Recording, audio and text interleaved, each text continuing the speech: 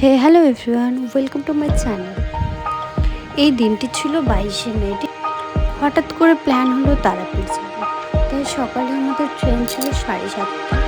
আমাদের বাড়ির সকলেই ভালোবাসে ট্রেনে কোথাও গেলে বাইরের খাবারের থেকে বাড়ির খাবারটা বেশি ভালোবাসে ওরা।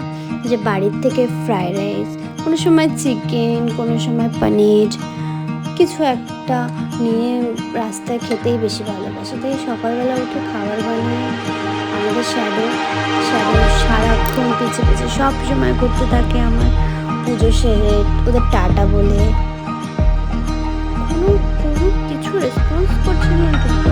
আসলে ওর কোথাও গেলেও বোঝে না, যখন ফিরবে কেউ তখন ও পাগল হয়ে যায় ফেরার সময়। তারপর আমরা ট্রেনে ওঠার কিছুক্ষণ পরে একজন বয়স্ক মহিলা আসে, তার সাথে গল্প করতে করতে আমাদের পুরো জার্নিটা কেটে যায়।